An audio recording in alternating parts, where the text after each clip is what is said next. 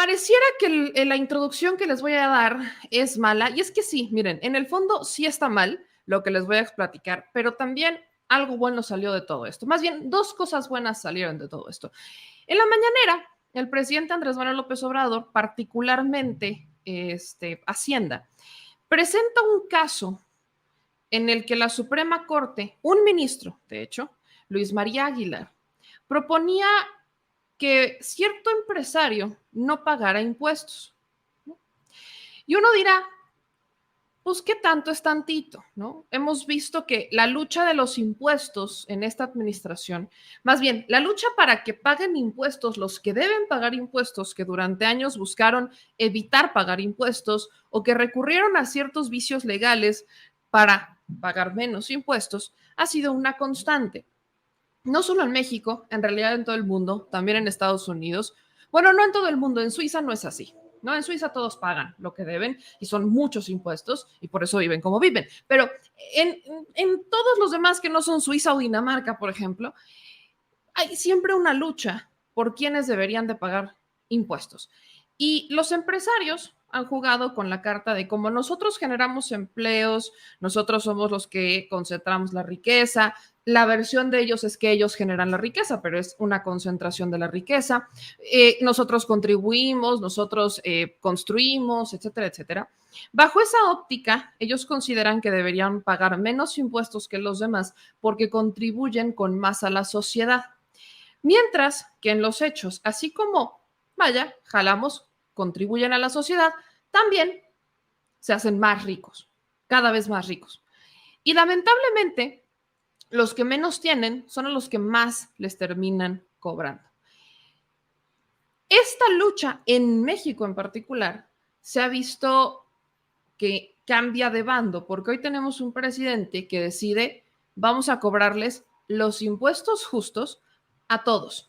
De ahí nace, por ejemplo, el cambio en la miscelánea fiscal del 2021, en el que a partir de 2022, el año pasado, uno podía registrarse bajo el régimen de simplificado de confianza, y entonces prácticamente todo México, porque todo México, salvo los que más dinero tienen, podían registrarse bajo esta simplificación y pagábamos menos impuestos, pagamos impuestos, vaya, de una manera más proporcional, de una manera más accesible y justa. Pero para quienes generan miles de millones, o más bien, más de 300 millones, 34 millones, si no estoy mal, al año, ellos ya tienen que regresar al régimen natural, ellos no se mueven y se les está cobrando los impuestos. Desde antes que se diera esta modificación, el presidente da instrucciones a la Secretaría de Hacienda para que pues sean justos, ¿no? Para que sean justos y cobren los impuestos que tienen que cobrar. Y es cuando entonces llega la mañanera del día de hoy y el presidente presenta, más valga la redundancia, un caso en particular. Uno que es, si de por sí nos indignaba el de Salinas Pliego, por ejemplo, que debe como 36 mil millones de pesos en impuestos, si eso ya nos generaba pues bastante molestia. Está el caso del empresario Cárdenas Fuentes, que es el que el día de hoy presenta el servicio de Hacienda, el sistema de Hacienda, que el día de hoy se presentó. ¿Qué es lo que pasa cuando escuchamos Cárdenas Fuentes y se presenta este caso en particular? La empresa Cárdenas Fuentes, el dueño de una serie de empresas, el señor Cárdenas Fuentes, es tío de Cárdenas Palomino. Partamos por eso. Tío de Cárdenas Palomino.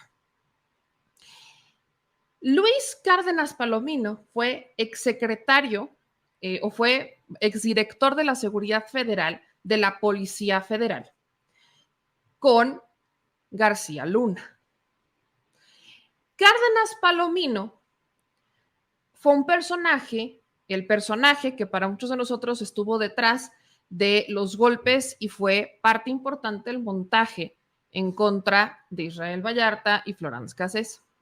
Pero además, Cárdenas Palomino también ha sido acusado por delitos de tortura y forma parte de esta red criminal de enriquecimiento de García Luna. Entonces, estamos hablando de una serie de molestias que vienen cuando vemos que la Suprema Corte es particularmente un ministro el que decide exonerar al tío de Luis Cárdenas Palomino del pago de impuestos. El ministro es Luis María Aguilar. Esto fue lo que se presentó en la mañanera para que usted me agarre la onda de por qué esto nos molesta, si de por sí estamos hablando de una persona que, porque aparte no solo porque seas tío de una persona te debes de enojar, o sea, no porque seas tío de un criminal puedes enojarte y decir que eres malo, no, nada más que pequeño detalle, la empresa que buscaba evadir el pago de millones de pesos en impuestos, que es el tío de Cárdenas Palomino, está dentro de esa red de empresas que movieron dinero para García Luna. O sea, es una red de enriquecimiento ilícito, es una red de corrupción que forma parte de esta pirámide de corrupción, de enriquecimiento y de crimen que está detrás de Genaro García Luna. Entonces, no nada más es el tío de Cárdenas Palomino, uno de los hombres más cercanos a García Luna, no, sino que también esta empresa, que por cierto se dedica a seguridad, también estaba involucrada dentro de esta red. Esto es lo que el presidente presenta, o desde Hacienda se presenta en la mañanera, que generó mucha indignación porque como que no estaba en el radar de muchos, por ejemplo. No obstante que el SAT logró acreditar un crédito fiscal, es decir, que este señor dejó de pagar 163 millones de pesos de impuestos desde el 2015 y que actualmente serían 342 millones de pesos con las actualizaciones que correspondan. El señor Cárdenas interpuso diversos recursos, desde juicio de nulidad ante el Tribunal Federal de Justicia Administrativa, juicios de amparo ante Tribunal Colegiado, que finalmente llegó a la Suprema Corte de Justicia de la Nación, y es donde vamos a detenernos un minuto más porque se dirime hoy en la Corte. Como pueden ver en este diagrama, la Corte conocerá hoy de este asunto, pero antes de hoy hubo 3 proyectos en manos del ministro ponente en diversos momentos, particularmente el 10 de agosto, el 13 de octubre de este año y el 19 de abril, perdón, el 13 de octubre de 2022 y finalmente el 19 de abril del 2023.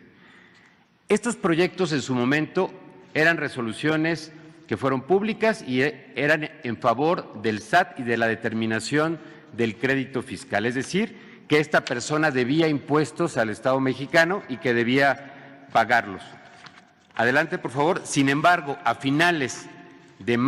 inicios de mayo de este año, el ministro ponente presentó un nuevo proyecto, pero ahora plantea conceder el amparo a Cárdenas Fuentes, cambiando el criterio sostenido previamente por la Sala, primero por su proyecto y después por la Sala, porque ha mantenido un criterio para resolver asuntos similares, lo que conduciría a que fuera exonerado por el tribunal colegiado al resolver en definitiva y evitar que esta persona pague los impuestos que corresponden a la Federación. Ahí está.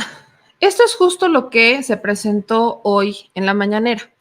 Quiero recuperar un reportaje de Miguel Vadillo para Contralínea para que le demos todavía mayor sazón a la información relacionada con este personaje en particular.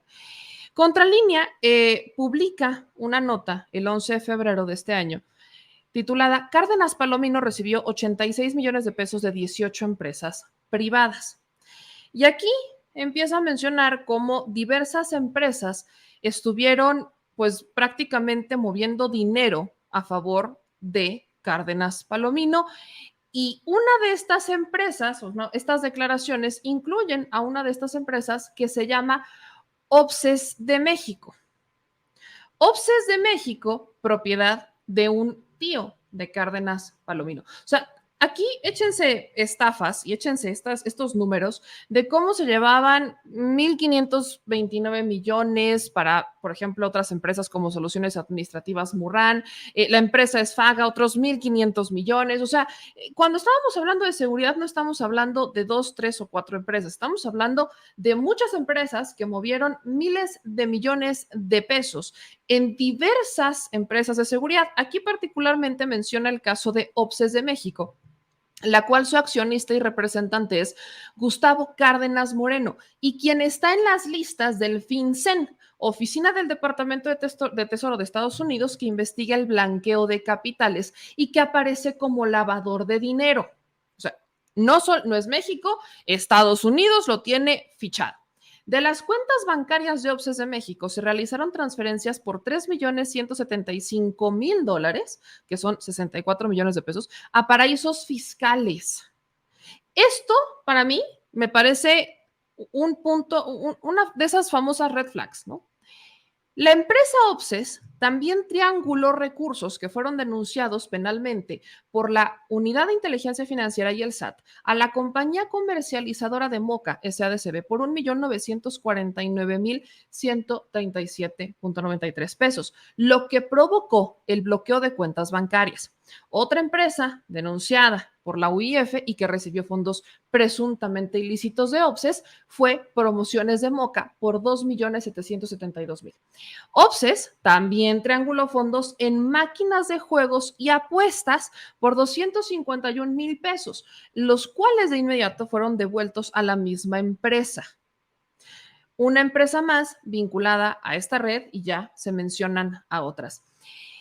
Cuando uno, por eso todo se los estoy poniendo como en secuencia, porque no estamos hablando, para los que dicen, es que por qué el tío debe de pagar por los crímenes del sobrino. No.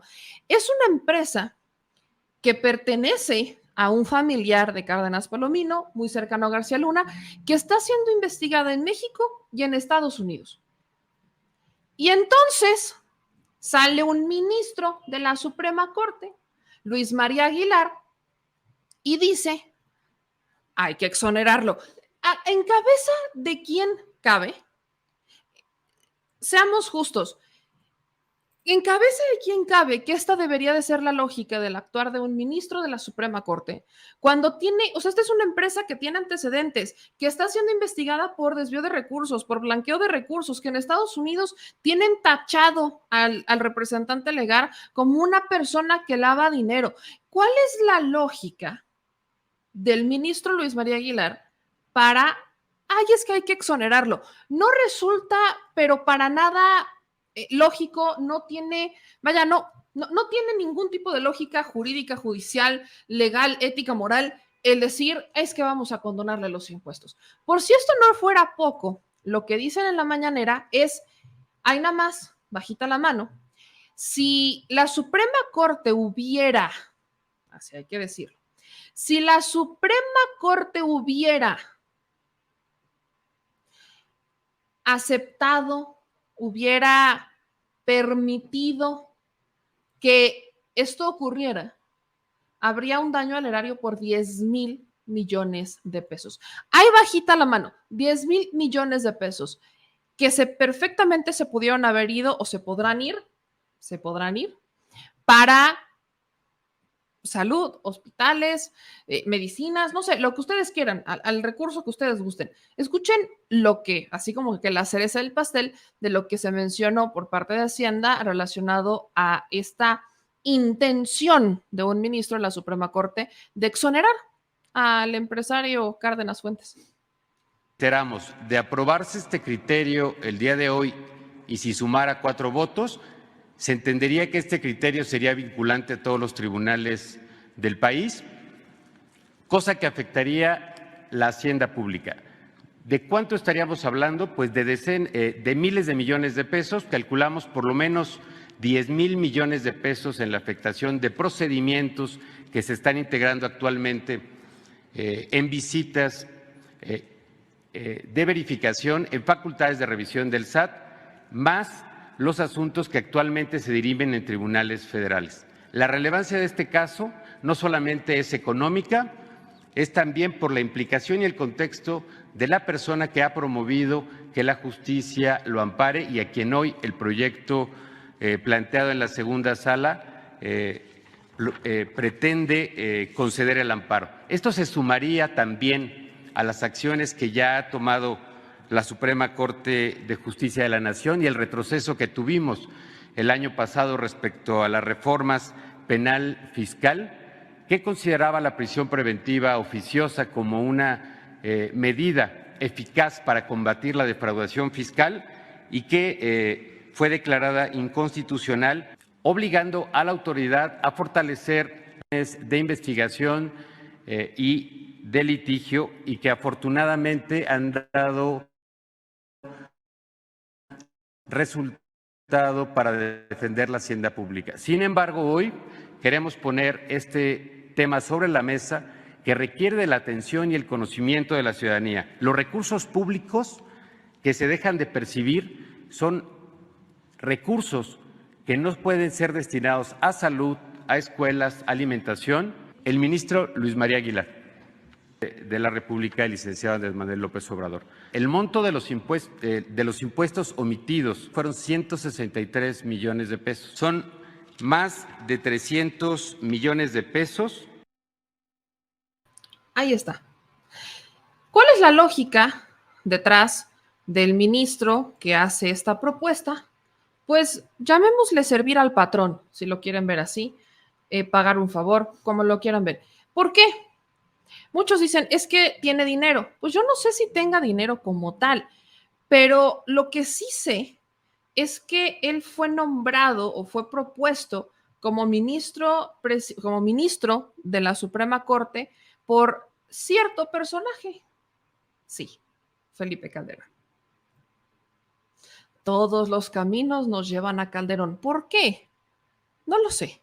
Pero bueno, este ministro, Luis María Aguilar, en el 2009, fue 2009, cuando el presidente en ese entonces, Felipe Calderón, lo propone en una terna que fue aprobada en el Senado de la República por 91 votos de 105 presentes. Entonces, el ministro de la Suprema Corte, que fue de hecho presidente de la Suprema Corte de 2015 a 2018, él pues tiene a quien servir, a Felipe Calderón.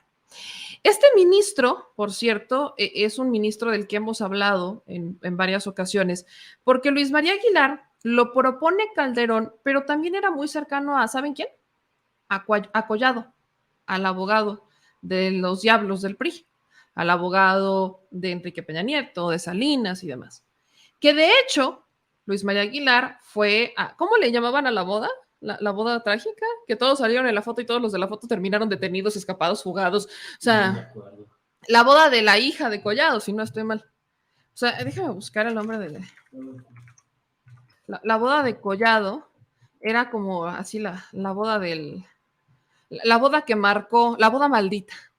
La boda maldita, le llamaron, tampoco tiene muchos, me pasé. La famosa boda maldita fue la boda de la hija de Collado, en donde prácticamente todos los empresarios, muchos de los que empezaron a aparecer en esa foto, que asistieron a esa boda, terminan investigados, ¿no? Ahí, por ejemplo, estaba Peña Nieto, pero también ¿quién fue? Romero de Champs, Eduardo Medina Mora, Rosario Robles, o sea, muchos personajes que fueron investigados. Medina Mora, que en ese momento también era ministro de la Suprema Corte, se fugó después, pidió licencia y dijo, ahí nos vemos. Esa es la famosa boda maldita a la que también asistió Luis María Aguilar. Así que la maldición de la boda maldita está vigente. Está vigente, déjenme se los platico. Miren, ahí está esta foto de la boda, como todo Infobae le puso la boda que marcó la caída. Y sí, ¿no? Y aquí, pues también estaba, échense esta, Luis María Aguilar, ministro de la Suprema Corte, Enrique Ochoa, desaparecido de la vida pública del país, Manio Fabio Beltrones, también desaparecido de la vida pública del país, pero moviendo los hilos desde atrás, Luis María Aguilar, ministro de la Suprema Corte, estuvo también Raúl Salinas de Gortari, fichita, de verdad, como que no, clientazo, superestelar de Collado, Julio Iglesias, que sí, en esta foto ya estaba mal, ahora imagínenselo ahorita, Alberto Elías Beltán, ¿no? Ex titular interino de la PGR, Romero de Champs, Medina Mora, Rosario Robles, no, hombre, una pero chulada.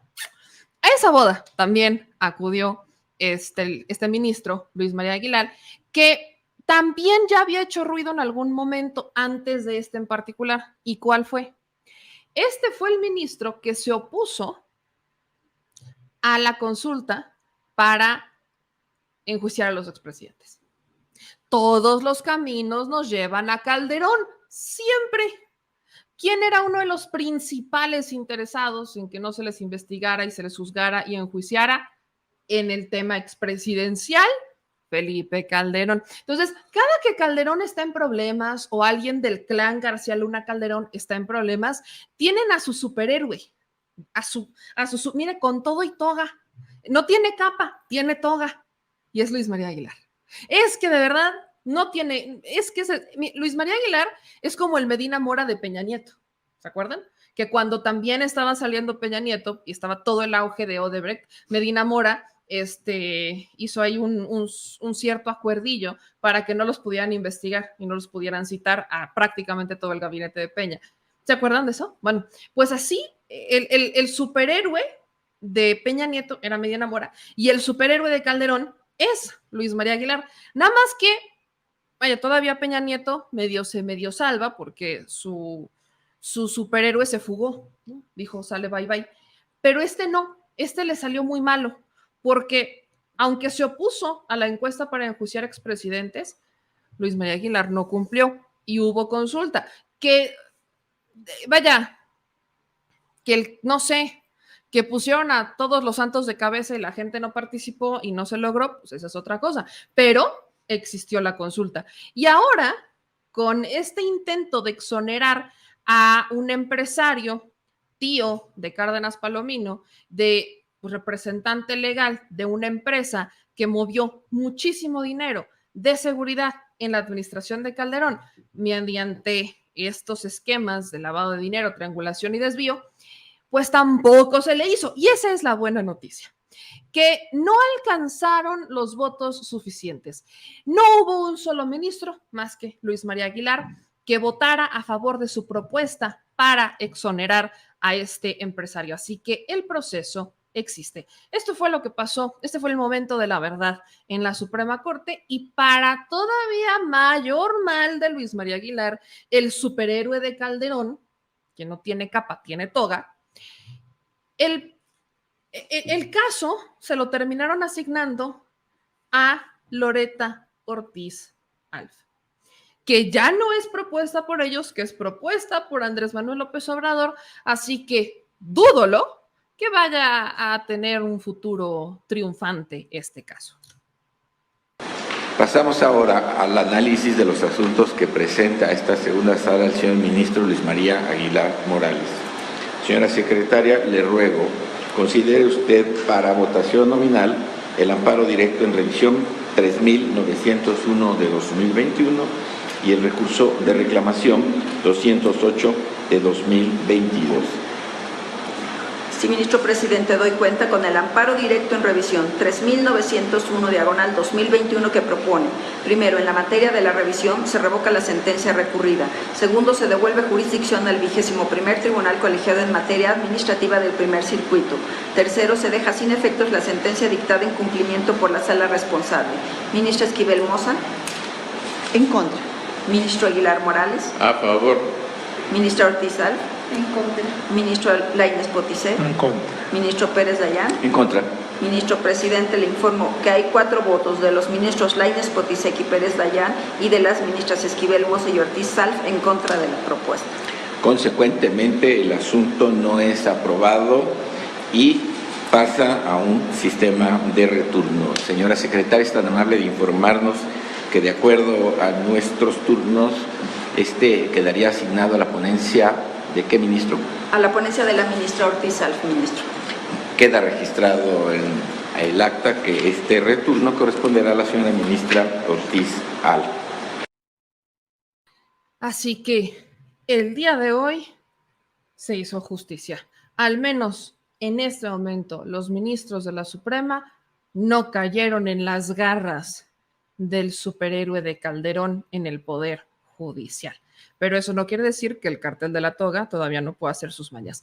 ¿Cuándo se va este ministro en particular, porque aunque su periodo es muy largo dentro de la Suprema Corte, no es eterno. Este ministro en particular se va en noviembre de este año, en noviembre del 2024, perdone usted, noviembre del 2024. Yo ya pienso que es 2024, Jesucristo. No, en noviembre del 2024. Eso quiere decir que ya será el nuevo presidente o presidenta de México al que le toque proponer la terna que va a terminar sacando a un nuevo ministro o ministra para que ocupe el lugar que dejará este personaje en particular, Luis María Aguilar Morales. Así que, al menos hoy, se hizo justo.